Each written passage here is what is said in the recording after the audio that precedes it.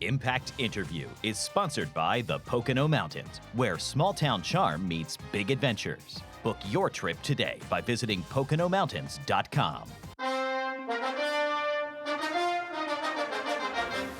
We're back on Nittany Game Week. Time for our Impact Interview. Every once in a while, we like to show you what you're missing on the program. And what I mean by that is our Impact Interviews last much longer than what you see just on the weekly television program. This week, here's a few questions and answers with our featured guests that give you an idea of the extended conversations you can find at NittanyGameWeek.com.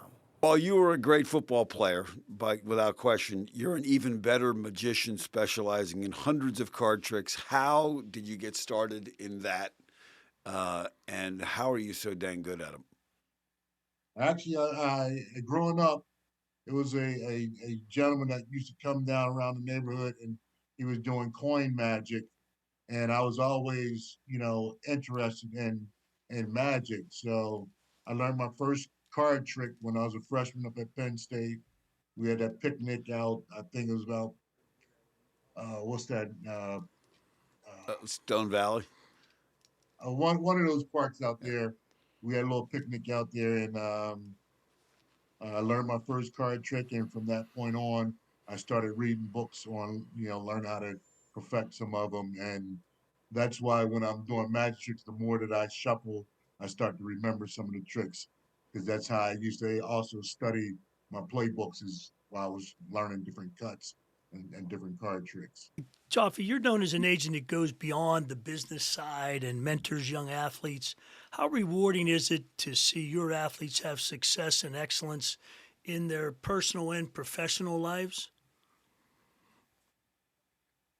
So for me, at this point, man, I've been blessed to sit in the position that I sit in, to be in a role that I'm in, because I don't necessarily just see myself as an agent per se.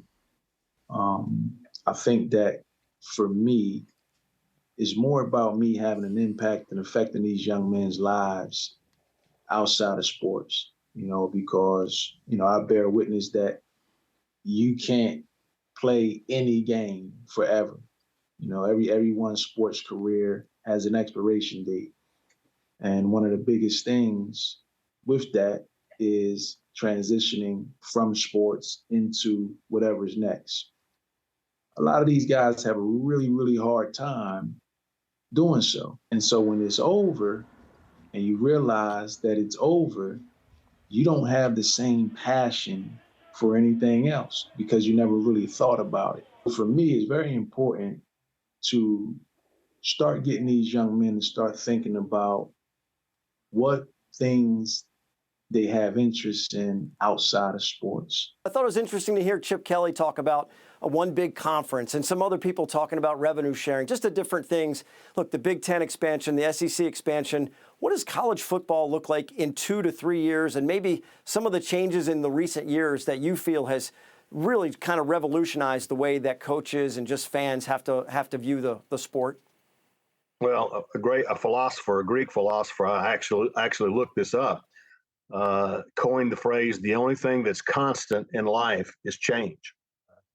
College football has undergone more change in the last 2 years this is my 46th year of covering college football, and I've never seen this much change. Obviously, the transfer portal, obviously NIL, all those things that have happened, and college football has got to adjust. The fact of the matter is you can look at the courts, you can see the direction that they're going, and they've got to do something about the transfer portal. I'm not sure what it is.